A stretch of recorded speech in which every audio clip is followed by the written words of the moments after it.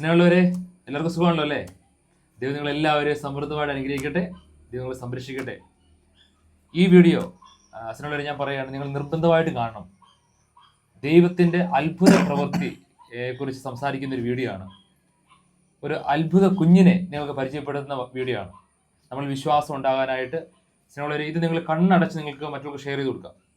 കാരണം ഞാൻ കണ്ട് അറിഞ്ഞ് മനസ്സിലാക്കി ഞാൻ അവരോട് സംസാരിച്ച് അവർ വീട്ടിൽ പോയി സംസാരിച്ചതിന് ശേഷം കുറച്ച് നേരം സംസാരിച്ച ശേഷം ചെയ്യുന്നൊരു വീഡിയോ ആണ്.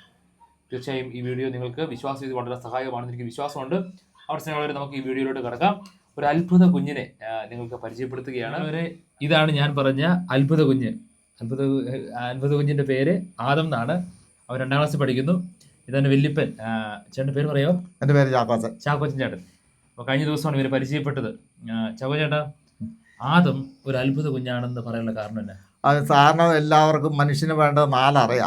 ഇത് 3 അറയിലാണ് കുഞ്ഞ് ജനിക്കുന്നത്. അപ്പോൾ ഇതിന് പരിശോധന നടത്തി, ഗർഭത്തിൻ്റെ പരിശോധന നടത്തി. ഇപ്പോൾ അമൃതയിൽ പോയാണ് പരിശോധന നടത്തിയത്. അമൃതയിൽ പോയി പരിശോധന നടത്തി കഴിഞ്ഞപ്പോൾ അവിടുത്തെ ഡോക്ടർ പറഞ്ഞു കുഞ്ഞ് ജീവിക്കില്ല, അതുകൊണ്ട് കളയണം. അത് 3 അറയുള്ള, അതുകൊണ്ട് കുഞ്ഞിനെ കിട്ടുകയില്ല. അതുകൊണ്ട് അവർ ചെയ്ത് കുഞ്ഞിനെ കളയണമെന്ന് പറഞ്ഞു ഗർഭത്തിൽ തന്നെ.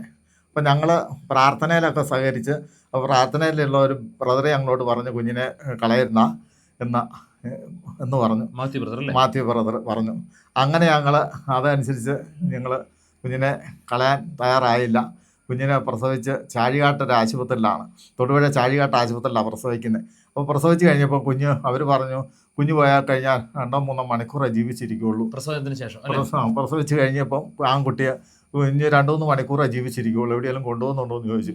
ഞങ്ങൾ പറഞ്ഞു കുഞ്ഞ് ജീവിച്ചാലും ജീവിച്ചില്ല, ഞങ്ങൾ എങ്ങും കൊണ്ടുപോകുന്നില്ല. അവർ കൊണ്ടുപോയി എന്തോ ICUലോ എന്തോ വെക്കുകയോ ചെയ്തു. അത് കഴിഞ്ഞിട്ട് കുഞ്ഞിനെ തിരിച്ചു കൊണ്ടുവന്നു. വീണ്ടും ചോദിച്ച് ഞങ്ങളോട് കുഞ്ഞിനെ എവിടെയെങ്കിലും കൊണ്ടുപോകുന്നുണ്ടോ? ഞങ്ങൾ പറഞ്ഞു ഞങ്ങളെങ്ങും കൊണ്ടുപോകുന്നില്ല എന്ന് പറഞ്ഞു. കുഞ്ഞിന് ഒരു കുഴപ്പമുണ്ടായില്ല.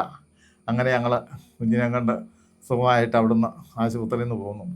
കുറച്ച് ദിവസം കഴിഞ്ഞപ്പോൾ ഞങ്ങളൊരു ഇത് ഹൃദയത്തിന് നമുക്കറിയാം 4 അറകളുണ്ട്. അതിൽ ഒരു വെൻട്രിക്കിളെ കുഞ്ഞിനുള്ളൂ. അപ്പോൾ അതിൻ്റെ പ്രശ്നം ഞാൻ മനസ്സിലാക്കി, എനിക്ക് കറക്റ്റായിട്ട് ഇത് അറിയില്ല, പക്ഷേ ഇവിടുന്ന് കേട്ട് കുറച്ച് അറിവ് മാത്രമേ എനിക്കുള്ളൂ. അത് ഞാൻ പറയുകയാണ്. ഇപ്പോൾ ശുദ്ധരക്തവും അശുദ്ധരക്തവും മിക്സ് ആയി പോകും അല്ലേ? അപ്പോൾ അങ്ങനെ ഒരു ഇത് ഉള്ളപ്പോൾ അധികം കാലം മുന്നോട്ട് പോകാൻ പറ്റില്ല. പക്ഷേ ഈ കുഞ്ഞ് ഇവർ ഗർഭാശയത്തിൽ മനസ്സിലാവുന്ന ഒരു കൊച്ചിന് പോരായ്മ ഉണ്ടെന്ന് അറിയുന്നു അല്ലേ? അങ്ങനെയല്ലേ? ടെസ്റ്റ് എന്തോ അറിയുന്നു. അപ്പോൾ അതിനുശേഷം കുഞ്ഞിനെ ഒഴിവാക്കാനുള്ള സാധ്യതയുണ്ട്. പക്ഷേ ഇവർ തീരുമാനം, ദൈവം നൽകിയ കുഞ്ഞാണ്, ഒരു രീതിയിൽ കുഞ്ഞിനെ ഒഴിവാക്കില്ല എന്ന് എടുത്തതുകൊണ്ട് സംഭവിച്ച വലിയൊരു അത്ഭുതമാണ്. ഇന്നും 6-7 കൊച്ചിന് എത്ര വയസ്സായി? അത് എത്ര വയസ്സായി? 7 വയസ്സല്ലേ? ഇന്നും ഒരു അത്ഭുതമായിട്ട് നമ്മുടെ മുൻപിൽ അത് നിൽക്കുകയാണ്.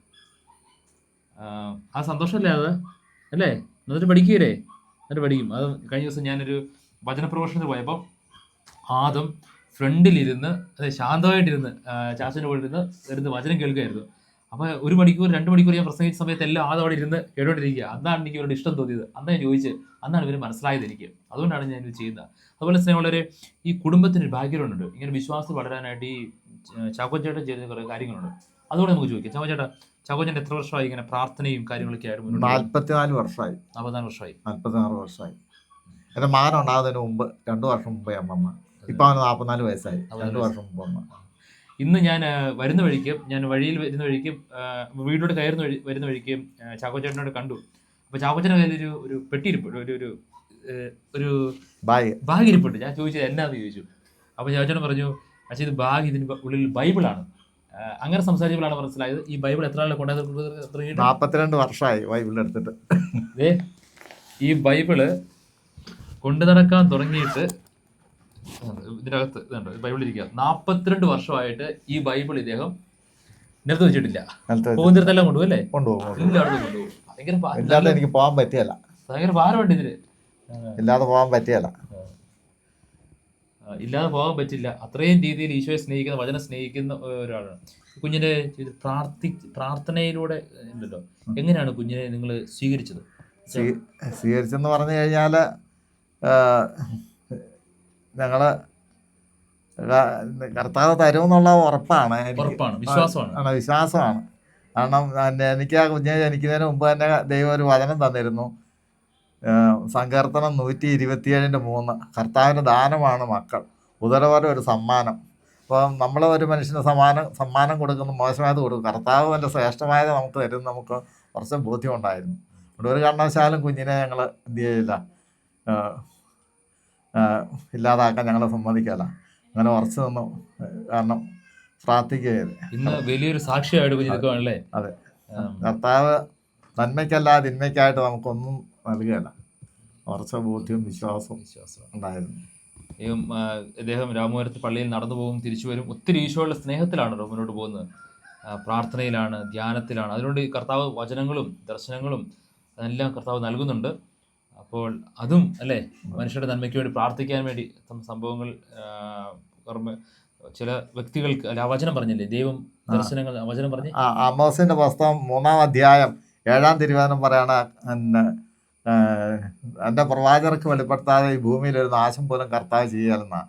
അപ്പം എനിക്ക് കർത്താവിൻ്റെ വെളിപ്പെടുത്തലുകൾ തന്ന ആദ്യത്തെ ഭൂമി കുലുക്കം 3 ദിവസം മുമ്പ് കാണിച്ചു തന്നു. മനുഷ്യനെല്ലാം ഭൂമി കുലുങ്ങുന്നതായിട്ടും മനുഷ്യനെല്ലാം 4 പാട് ഓടുന്നതായിട്ടും. രണ്ടാമത്തെ ഭൂമി തൊട്ട് തലേവസി കാണിച്ചു തന്നു. പിന്നെ വെള്ളപ്പൊക്കത്തിൻ്റെ തൊട്ട് തലേവസി കാണിച്ചു തന്നു. പിന്നെ ഒരു കോവിഡ് ഉണ്ടാകുന്നതിന് 1 മാസം മുമ്പ് കാണിച്ചു തന്നു. അത് ഭൂമി മുഴുവൻ എന്നോട് പറഞ്ഞു വിഷവായുവാണ്, ശ്വാസം മുട്ടിയ മനുഷ്യൻ മരിക്കുന്ന. കൊട്ടാരത്തിൽ ഇരിക്കുന്ന വ്യക്തിയാണെങ്കിൽ ശരി, അവിടെ കോവിഡ് ഇരിക്കുന്ന വ്യക്തി കോവിഡ് ഉണ്ടാകും എന്നൊക്കെ കർത്താവ് എനിക്ക് വളരെ വ്യക്തമായിട്ട്. അപ്പോൾ ശ്വാസം മുട്ടിയ മനുഷ്യൻ മരിക്കുന്ന എല്ലാ കോവിഡാകുന്ന പേരൊന്നും എനിക്ക് പറഞ്ഞു തന്നില്ല. ഇങ്ങനെ അത് ലോകം മുഴുവൻ നിറയുന്നതായിട്ടാണ് എനിക്ക് കാണിച്ചു തരുന്നത്. അത് കൊടുങ്കാറ്റുണ്ടാകുന്ന 1 മാസം മുമ്പ് കാണിച്ചു തന്നു. ആ കൊടുങ്കാറ്റിന് ഒരുപാട് വീടുകൾ ഒരു സ്ഥലത്ത് നഷ്ടപ്പെട്ടു. എവിടെയാണെന്ന് പറഞ്ഞില്ല, ഭയങ്കര കൊടുങ്കാറ്റ്. അത് ഭയങ്കരമായിട്ട് കൊടുങ്കാറ്റ് ഞാൻ പേടിച്ചു പോയി. ഭൂമികൾക്കൊന്നും എനിക്ക് അത്രയും തോന്നിയില്ല. ഈ കൊടുങ്കാറ്റ് എനിക്ക് ഏറ്റവും ഭയങ്കരമായിട്ട്, അത് മരമൊക്കെ അങ്ങോട്ടും വഴി വീഴുന്നതായിട്ടൊക്കെ കാണിച്ചു തരിക കർത്താവ് ഭയങ്കരമായിട്ട്. അപ്പോൾ സ്നേഹമുള്ളവരെ, ഇത് അദ്ദേഹത്തിൻ്റെ ഒരു ആത്മീയ ജീവിതത്തിൽ ദൈവം നൽകിയ അനുഗ്രഹങ്ങളായിട്ട് നോക്കാം. പക്ഷേ ഇതെനിക്ക് കുഞ്ഞിനെ ഇവരെ ഇന്ന് സംരക്ഷിച്ച് കൊണ്ടു നടക്കുന്ന കുഞ്ഞൊരു അത്ഭുതമായിട്ട്, ദൈവത്തിൻ്റെ പ്രവർത്തനം അത്ഭുതമായിട്ട് മുന്നിൽ നിൽക്കുകയാണ്. ഇവിടെ അവരുടെ വിവരങ്ങളുണ്ട്. ഡോക്ടർ ഡാർലി എന്ന് പറയുന്ന ഡോക്ടർ അല്ലേ, മെഡിക്കൽ കോളേജിലെ ഡോക്ടറിൻ്റെ വിവരങ്ങളാണ് ഇതിനകത്തുള്ളത്. അപ്പോൾ അതിൻ്റെ സിംഗിൾ വെൻട്രിക്കിൾ എന്ന് എഴുതി വെച്ചിട്ടുണ്ട് ഇവിടെ. അങ്ങനെ അപ്പോൾ അത്രയും വിശ്വാസം നമുക്ക് വളർത്തുന്ന അനുഭവങ്ങളാണ് ഇവിടെ വീട്ടിൽ വരുമ്പോൾ നമുക്ക് ഉണ്ടാകുന്നത്. തീർച്ചയായും ഇങ്ങനെ ദൈവത്തിലൂടെ ദൈവത്തെ മഹത്വപ്പെടുത്താനുള്ളൊരു ജീവിതമാണ് കുഞ്ഞിൻ്റെ. നിങ്ങൾ കുഞ്ഞിന് വേണ്ടി പ്രാർത്ഥിക്കണം. അതുപോലെ തന്നെ ഈ കുടുംബത്തിലുള്ള മാതാപിതാക്കളോടും അതുപോലെ തന്നെ ചാക്കോച്ചേട്ടനോടും ചേച്ചിയോടും എല്ലാവരോടും നന്ദി പറയുന്നു. കാരണം ഇങ്ങനെ ഒരു കുഞ്ഞിനെ റിസ്ക് എടുത്തല്ലേ, അത് എളുപ്പമല്ല അല്ലേ, എളുപ്പമല്ല. റിസ്ക് എടുത്ത് നിങ്ങൾ കുഞ്ഞിനെ സ്വീകരിച്ചു, അവർക്ക് ശുശ്രൂഷ ചെയ്യുന്നു, അവൻ മിടുക്കനായിട്ട് വളരുന്നു, പ്രാർത്ഥനയ്ക്ക് കൊണ്ടുപോകുന്നു. പപ്പയുടെ കൂടെ ചാച്ചനോടെയാണ് മിക്കപ്പോഴും വരുന്നത്. പ്രാർത്ഥന ഇപ്പോഴും ഉണ്ട് ചാച്ചൻ്റെ കൂടെ. അപ്പം അങ്ങനെ നമ്മുടെ കുഞ്ഞുങ്ങളെല്ലാം ദൈവം നൽകുന്ന കുഞ്ഞുങ്ങളെ ഏറ്റവും സംരക്ഷിക്കുക. എന്നോട് പറഞ്ഞത് ദൈവം ഏറ്റവും നല്ലത് നൽകുള്ളൂ അല്ലേ, ഏറ്റവും നമുക്ക് നൽകുന്നത്. ഇതിനുള്ളവരെ നിങ്ങൾ ചിന്തിക്കുന്ന ഈ അബോർഷനെ കുറിച്ച് ചിന്തിക്കുന്നവർ മനസ്സിലാക്കണം, ദൈവം നൽകുന്ന ഏറ്റവും വലിയ ഗിഫ്റ്റാണ് നിങ്ങൾ ഏതെങ്കിലും രീതിയിൽ അബോർഷന് വേണ്ടി പോകുമ്പോൾ നിങ്ങൾ വേണ്ടെന്ന് പറയുന്നത്. അപ്പോൾ അതുകൊണ്ട് നന്മയിൽ വളരുക. ഇനി എന്തെങ്കിലും പറയാനുണ്ടോ? എന്താ പറയുന്നത്? അതെ, ഈ മുന്നോട്ട് പോവുക അല്ലേ. അതെ, ദൈവത്തിന് വേണ്ടി മരിക്കണമെന്നാണ് ഞാൻ കർത്താവിനെ സ്വീകരിച്ച് അന്ന് മുതൽ എന്നെ സ്പർശിച്ച ഒരു വചനമാണ് അപ്പോസ്തല പ്രവർത്തനം 16:30. കർത്താവ് യേശുവിൽ വിശ്വസിക്കുക, നീ നിൻ്റെ കുടുംബവും രക്ഷ പ്രാപിക്കും. അപ്പം ഞാൻ മദ്യമൊക്കെ കഴിച്ച് നടക്കുന്ന കാലഘട്ടമാണ്. അപ്പോൾ ഞാൻ ഈ വചനം കേട്ട് കഴിഞ്ഞപ്പോൾ അതിനെ എന്നെ ആകെപ്പാടെ സ്പർശിച്ചു. ഞങ്ങൾ 8 ആണും ഒരു പെണ്ണും അപ്പനും അമ്മയാണ്. ഞങ്ങൾ അറിയായവരെല്ലാം മദ്യം കഴിക്കും. അപ്പം ഞാൻ തീരുമാനിച്ചു, കർത്താവ് ഞങ്ങളെല്ലാം പാവത്തിലാണ്. അപ്പോൾ ഇനി കർത്താവിന് വേണ്ടി ജീവിച്ചേക്കാമെന്ന് അന്ന് ഈ വചനം കേട്ടതേ ഞാൻ മനസ്സിൽ തീരുമാനം വേണ്ടി കർത്താവിന് വേണ്ടി എല്ലാം ഞാൻ ഉപേക്ഷിച്ചേക്കാൻ തീരുമാനമെടുത്തു. അങ്ങനെ കർത്താവിന് വേണ്ടി ഞാൻ എല്ലാം ഉപേക്ഷിച്ച് കർത്താവിന് വേണ്ടി ജീവിക്കാൻ തീരുമാനമെടുത്ത് കഴിയുമ്പോൾ കർത്താവ് പടിപടിയായിട്ട് എനിക്ക് ഓരോ കാര്യങ്ങൾ പറഞ്ഞു തരികയും മനസ്സിലാക്കി തരികയും സംസാരിക്കുകയും ഒക്കെ ചെയ്തുകൊണ്ടിരിക്കുക. അന്ന് മുതൽ ഇന്ന് വരെ ഒരു വ്യക്തിയെ പറ്റി ഒക്കെ കർത്താവ് കൃത്യമായിട്ട് ചില കാര്യങ്ങളൊക്കെ സംസാരിച്ച് തരും, മനസ്സിലാക്കി തരും ജീവിതത്തിൽ. അവസരങ്ങളവരെ നിങ്ങളും ആത്മീയ വളരണം. ആത്മീയ വളർന്നു കഴിയുമ്പോൾ ഇങ്ങനെ ജീവിതത്തിൽ കുറച്ചുകൂടെ കർത്താവിനെ സ്നേഹിക്കാനും കർത്താവിനോട് ജീവിക്കാനും കർത്താവിൻ്റെ റിസ്കുകൾ എടുക്കാനും കർത്താവിൻ്റെ സ്നേഹത്തിനും വളരാനും നിങ്ങൾക്ക് സാധിക്കും. അപ്പോൾ ചാക്കോച്ചൻ ഒത്തിരി നന്ദി.